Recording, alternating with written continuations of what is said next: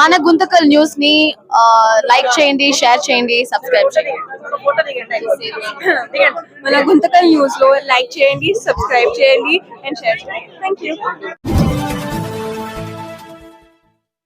మన గుంతకల్లు న్యూస్ కి స్వాగతం.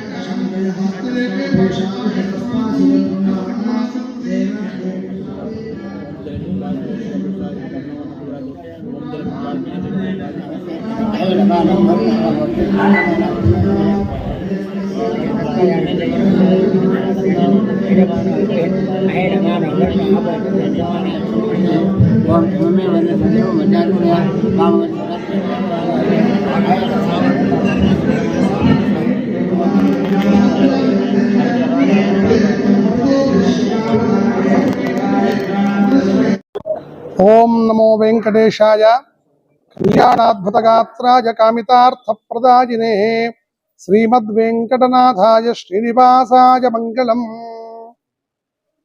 మన సనాతన ధర్మ సాంప్రదాయంలో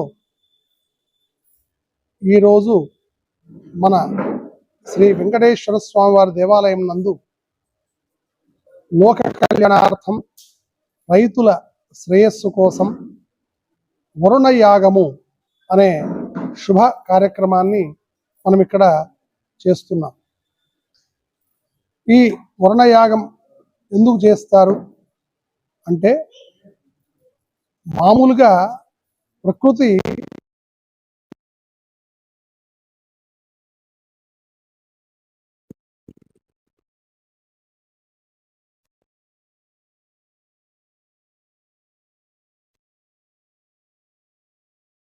విపత్కర పరిస్థితులు కల్పించినప్పుడు వరుణదేవుణ్ణి, వృషశృంగుణ్ణి, విపత్కర పరిస్థితులు అంటే అనావృష్టి కావచ్చు, దుర్భిక్షం కావచ్చు, ఇవన్నీ విపత్కర పరిస్థితులకు వస్తాయి.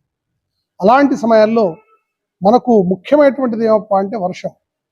వర్షాధారం లేకుండా ఉంటే లోకం చాలా అల్లకల్లోలం అయిపోతుంది. కాబట్టి వర్షాధారం ప్రాణాధారం కూడా.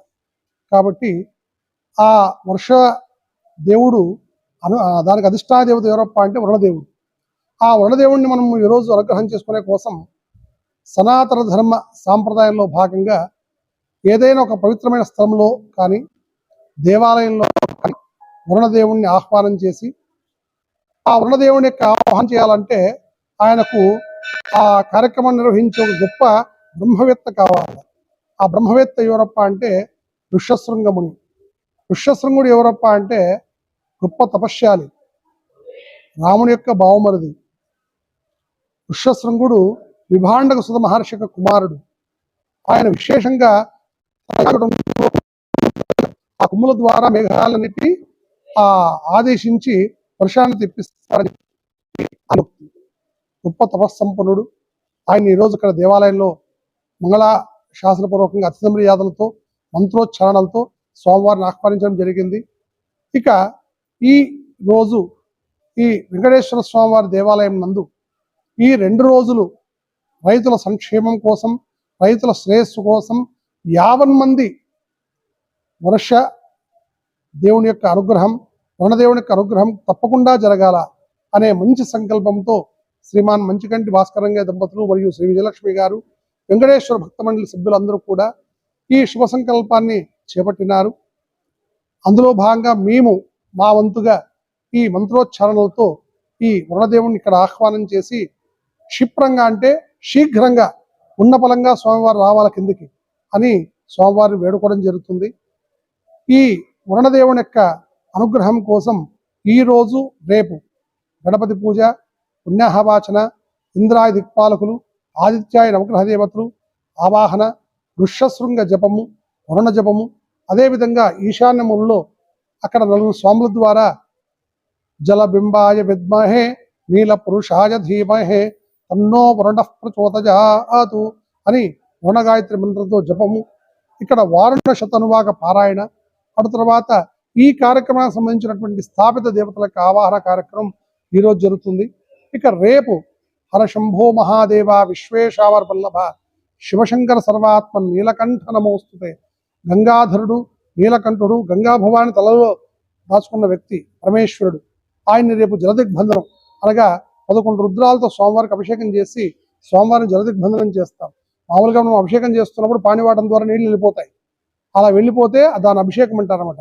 స్వామిని జలదిగ్బంధనం చేస్తే మామూలుగా ఎవరైనా కూడా నీళ్ళు ఎక్కువసేపు ఉండలేరు కదా, అట్లా పరమేశ్వరుడు నీళ్ళు ఎక్కువ పెట్టినామంటే ఆయన ఆ యొక్క తేజస్సుతో గంగాభవాని ఎందుకు తెప్పిస్తాడని చెప్పి శాస్త్రవచనము వేద ప్రమాణం.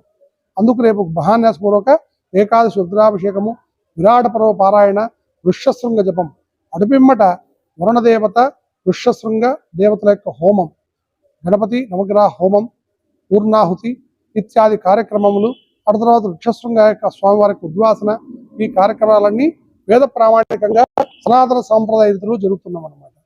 దీని యొక్క ముఖ్య ఉద్దేశం ఏమప్ప అంటే 50 మంది రైతులు 50 మంది అందరూ సుభిక్షంగా ఉంటూ వర్షదేవుణ్ణి వరుణదేవుణ్ణి వేడుకుంటున్నాం. స్వామి తప్పకుండా మీ యొక్క అనుగ్రహాన్ని ప్రసారించండి అని. ఎందుకంటే ప్రకృతి ఇప్పుడున్నటువంటి కాలమాన పరిస్థితుల ప్రకారం వైపరీత్యానికి గురవుతున్నది. అనగా అధర్మం ఎప్పుడైతే బాగా ప్రబలిపోతుందో ధర్మం యొక్క శాతము ధర్మం యొక్క ప్రసారణ అనేది తగ్గిపోతుంది అనమాట. అలాంటి జరగకుండా మన యొక్క సనాతన ధర్మ వాసులు మనం అందరం కాబట్టి అలాంటి జరగకుండా ప్రకృతి వైపరీత్యం కలగకుండా అందరూ సుభిక్షంగా ఉండాలా, సుఖ సంతోషాలతో జీవించాలా, సువృష్టి అనేది ఏర్పడాలా. ఆ మంత్రంలో చెప్తాడనమాట, వృక్షశృంగాయ మనజే విభాండక సుతాజపై సద్య సద్వృష్టి హేతవే. ఆయన సువృష్టి కురవడానికి కారణం ఎవరప్ప అంటే వృక్షశృంగ మహాముని. అంతటి అంతటా మహమాన్వితమైనటువంటి కార్యక్రమాన్ని ఈరోజు చేస్తున్నాం. కాబట్టి అందరూ ఈ కార్యక్రమానికి విచ్చేసి ఈ 2 రోజుల కార్యక్రమాన్ని తిలకించి ఆ వర్షదేవుని కోసం అనగా వరుణదేవుని కోసం మనం ప్రార్థన చేద్దాం. అందరూ సుభిక్షంగా ఉండాలని కోరుకుందాం. అందరూ సుఖంగా ఉంటే లోకము దేశము సుభిక్షంగా ఉంటుంది. అందరూ ఆ వెంకటేశ్వర స్వామి దయ వలన ఆ వరుణదేవుని యొక్క దయ వలన అందరూ సుఖంగా ప్రార్థన ఆ సంకల్పం. ఓం నమో వెంకటేశాయ. సర్వే జనా సుఖినో భవంతు.